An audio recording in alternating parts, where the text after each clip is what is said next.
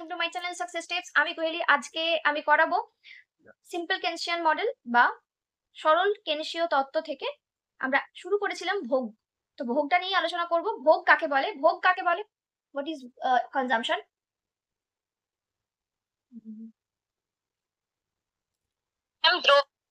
ডিপ্লেটিং utility of the goods is called consumption.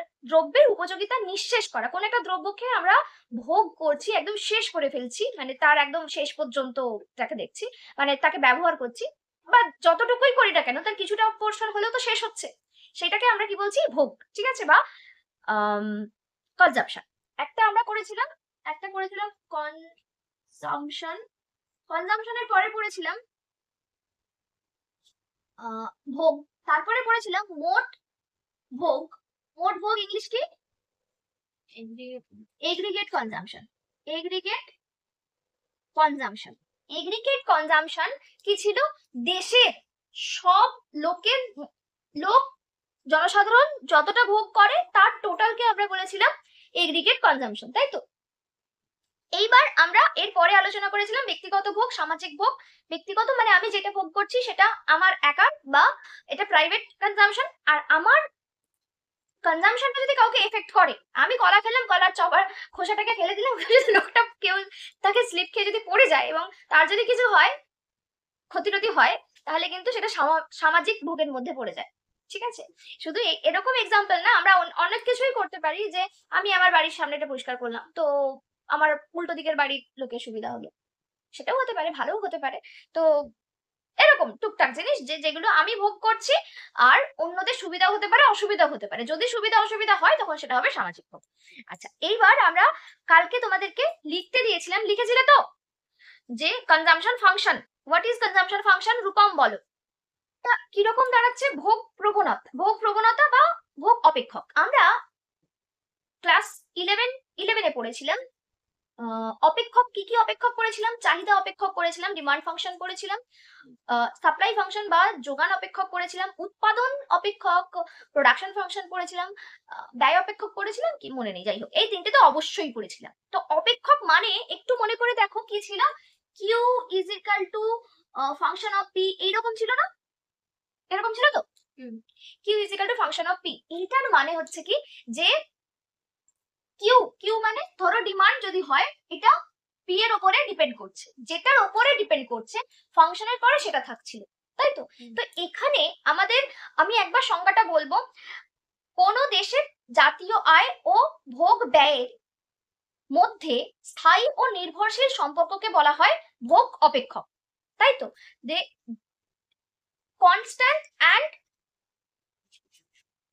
Constant বলেছে না fixed বলেছে? হ্যাঁ, constant and dependent relation between national income and consumption expenditure is called consumption function or propensity to consume, তাই তো? এবার আমরা তার মানে কি দেখছি? এটা হচ্ছে সি। সি মানে ভোগ বা কনজাম্পশন, তাই তো? এটা is equal to function of কি হবে? কিসের উপরে ডিপেন্ড করছে? ভোগ কিসের উপরে ডিপেন্ড করে? ইনকামের উপর ডিপেন্ড করবে। তো এটা হয়ে গেল ওয়াই। ঠিক আছে? এইটাকে আমরা এই ওয়াইটা কিন্তু আমাদের শুধুমাত্র জাতীয় আয়, আমি একটু পরে আবার এটাকে ক্লিয়ার করছি, ঠিক আছে?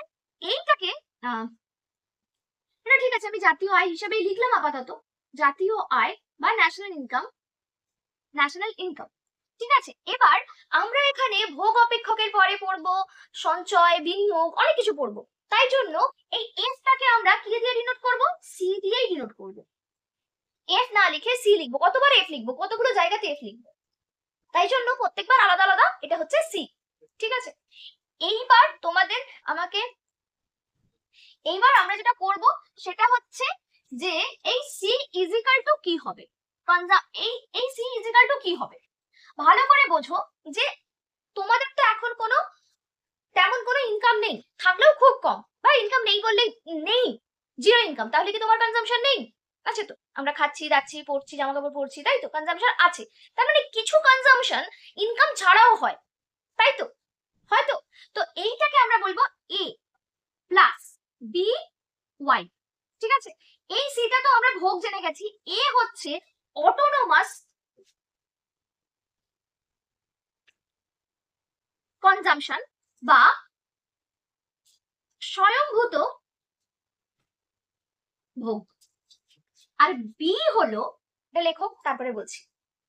এইবার এই সিটা হয়ে গেল অটোনোমাস কনজাম্পশন বা স্বয়ংভূত ভোগ, আর বি হচ্ছে মার্জিনাল প্রোপেনসিটি টু কনজিউম। মার্জিনাল প্রোপেনসিটি, প্রোপিআরও, হ্যাঁ, প্রোপেনসিটি টু কনজিউম। তোমরা পুরোটা লেখো। প্রান্তিক ভোগ প্রবণতা, প্রান্তিক ভোগ প্রবণতা। প্রান্তিক ভোগ প্রবণতার সংজ্ঞা আমরা পরে দেখছি। আপাতত আমরা জানবো প্রান্তিক ভোগ প্রবণতা একটু ছোট করে জানবো, আমরা যেগুলো আগেও জেনেছি। প্রান্তিক বা মার্জিনালের মিনিং কি ছিল? যে 1 ইউনিট ইনকাম বেড়ে গেলে কনজাম্পশন কতটা বাড়বে।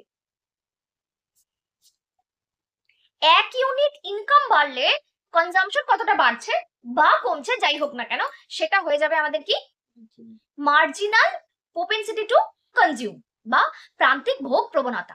এইবার বোঝো যে এইটা আমাদের অটোনোমাস মানে বা স্বয়ংভূত, নিজে নিজে হচ্ছে, তাই তো। আর এই পার্ট কি হচ্ছে, এটা নিজে নিজে হচ্ছে না, এইটা কিসের উপরে ডিপেন্ড করছে? ইনকামের উপরে ডিপেন্ড করছে, ঠিক আছে, ইনকামের উপরে ডিপেন্ড করছে। এবার এই ওয়াইটা আসলে কি? এই ওয়াইটা আসলে কিন্তু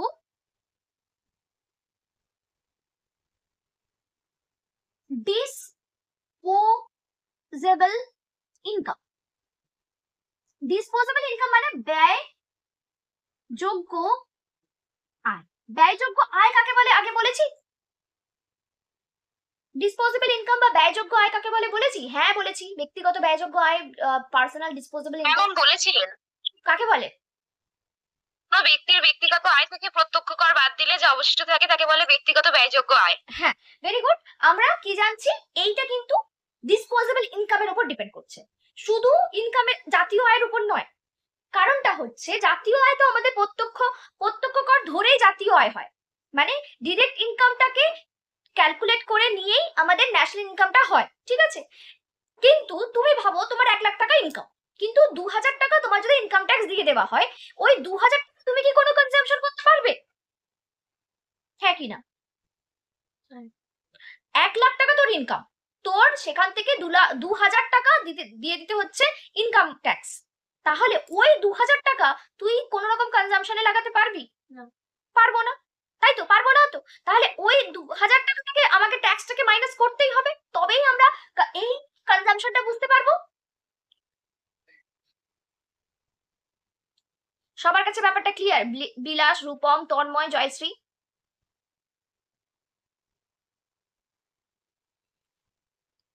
আর কে আছো এখানে? বৃষ্টি, অর্পিতা, অন্বেষা। আচ্ছা, এইবার হ্যাঁ ম্যাম, বুঝতে পেরেছি। ঠিক আছে, এইটা গেল আমাদের। তার মানে বি হলো আয়ের ওপর নির্ভরশীল। বি হচ্ছে আয়ের ওপর নির্ভরশীল।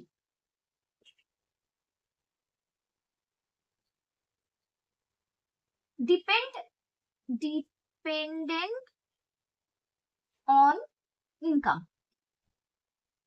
আর এইটা হচ্ছে ইন্ডিপেন্ডেন্ট ফ্রম ইনকাম।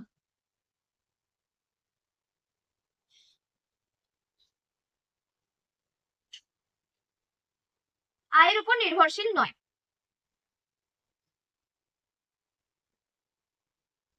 লিখেছিস?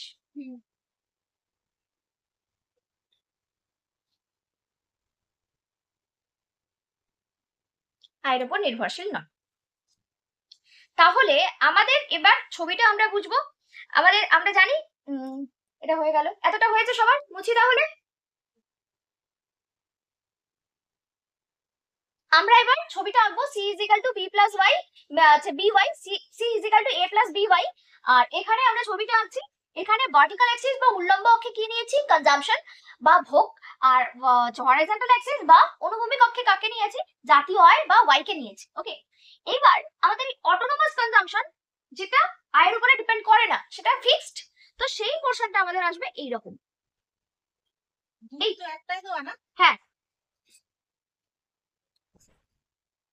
এইটা হচ্ছে এই পোরশনটা হচ্ছে এই পোরশনটা হচ্ছে অটোনোমাস কনজাম্পশন। এবি হচ্ছে কনজাম্পশন ফাংশন বা কনজাম্পশন ফাংশন, ভোগ অপেক্ষক,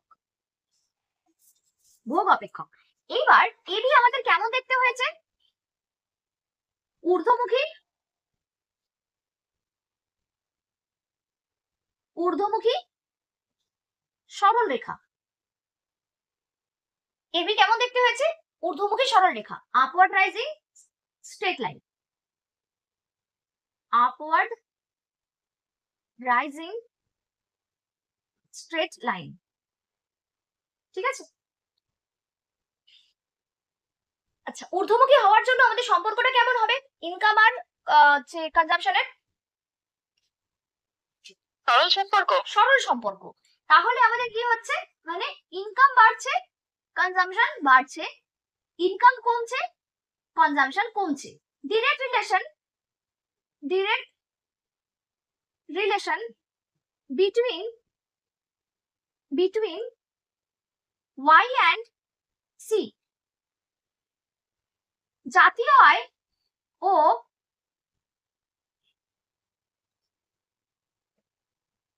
ভোগ ব্যয়ের সরল সম্পর্ক থাকে। ঠিক আছে?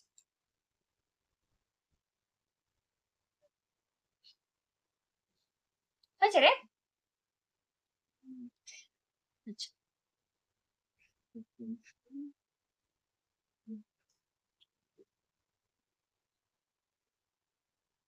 আচ্ছা, কালকের পার্টটা লিখেছিলে, আমি হচ্ছে ইংলিশ পার্টটা যেটা পাঠিয়েছিলাম, autonomous consumption is equal to the intercept made by the consumption function on y axis, এটা লিখিয়েছিলাম, এটা লিখেছো? দেখ কি হচ্ছে, যে অটোনোমাস কনজাম্পশন, এটা হচ্ছে এ হলো অটোনোমাস কনজাম্পশন,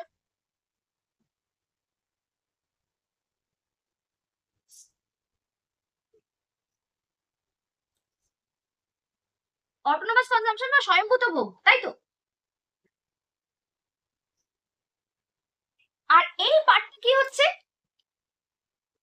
এই পার্টটা কি হচ্ছে, এই যে কোন জায়গাটাতে বলছে ভোগ অপেক্ষক দ্বারা, লেখো ভোগ অপেক্ষক দ্বারা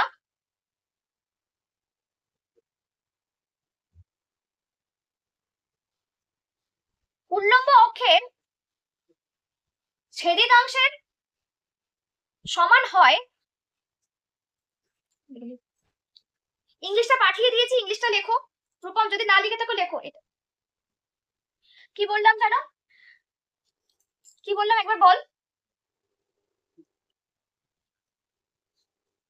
ভোগ অপেক্ষক দ্বারা উল্লম্ব অক্ষের ছেদিতাংশ স্বয়ংভূত ভোগের সাথে সমান হয়। ছেদিতাংশ কমা দিয়ে লিখবে, স্বয়ংভূত ভোগের সঙ্গে সমান হয়। দেখো এটা উল্লম্ব অক্ষের ছেদিতাংশ,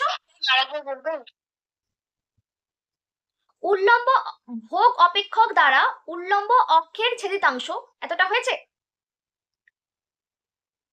হ্যাঁ, ছেদিতাংশ স্বয়ং, কমা দাও, কমা দিয়ে লেখো, স্বয়ংভূত ভোগের সাথে সমান হয়।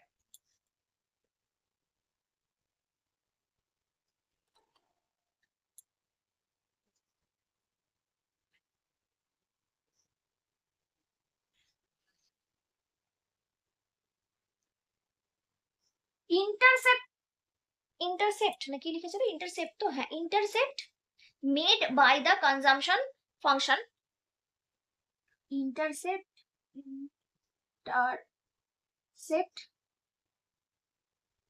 on y axis,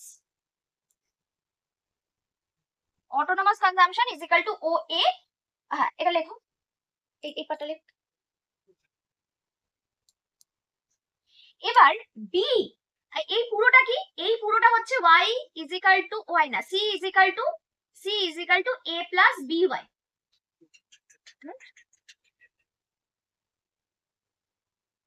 এই লাইনটা হচ্ছে c is equal to a plus by। এই b এর ভ্যালুটা আমরা বুঝলাম এই পার্টটা, আর এইটা হচ্ছে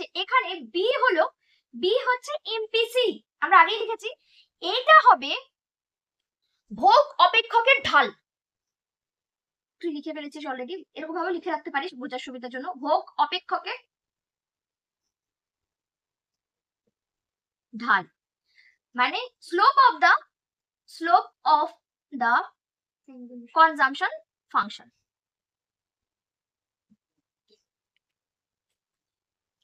দেখো লেখা হলে বলো, আপওয়ার্ড রাইজিং কার্ভ লিখে রাখ। স্ট্রেট লাইনও হতে পারে, এটা ঊর্ধ্বমুখী রেখা লেখো, ঊর্ধ্বমুখী সরলরেখা লিখতে হবে না।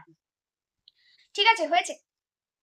এরপরে আমরা জানবো এই ছিল আমাদের ভোগ অপেক্ষক আর ভোগ প্রবণতা, ভোগ রেখা। আমরা এখানে একটা জিনিস, যেটা ভোগ প্রবণতা সূচি বা propensity টু কনজিউম শিডিউল বা শিডিউল অফ ইন্টেন্ডেড কনজাম্পশন, সেটা আমি বলিনি, সেটা কিছুই না।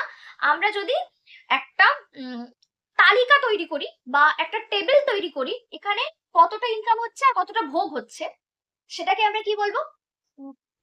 ভোগ অপেক্ষক তালিকা। ভোগ অপেক্ষক তালিকা বা propensity to consume schedule, normal একটা জিনিস। আমি এতক্ষণ করালাম ভোগ অপেক্ষক প্রবণতা, ভোগ অপেক্ষক বা ভোগ প্রবণতা এবং ভোগ রেখা। আশা করছি বুঝতে পেরেছো। আমরা এখনো অনেক কিছু আমাদের এই জায়গাটা থেকে জানা বাকি আছে। তার কারণ হলো এটার স্লোপ কি হবে, কতটা, একের থেকে বেশি না কম, কিসের উপরে ডিপেন্ড করছে, আমরা বেশ কিছু জিনিস এখনো জানবো। ভোগ অপেক্ষকের বৈশিষ্ট্যগুলো জানবো। তার আগে আমরা অন্য জিনিস করব। এতটা যেটা পড়ালাম সেটা আশা করছি বুঝতে পেরেছো। বুঝতে অসুবিধা হলে অবশ্যই বলবে। আর যদি আমার কাছে অনলাইন বা অফলাইন ক্লাস করতে চাও, অবশ্যই কন্ট্যাক্ট করতে পারো। কন্ট্যাক্ট ডিটেলস ডেসক্রিপশন বক্সে রাখবো। এছাড়াও তোমরা আমার ফেসবুক পেজ, হোয়াটসঅ্যাপ চ্যানেল এবং টেলিগ্রাম চ্যানেলে জয়েন থাকতে পারো। সেখানে আমি বিভিন্ন ধরনের এমসিকিউ কুইজ আকারে দিয়ে থাকি। তোমরা অ্যাটেন্ড করে দেখতে পারো যে তোমরা পারছো কিনা। এতক্ষণ ভিডিও দেখার জন্য থ্যাংক ইউ।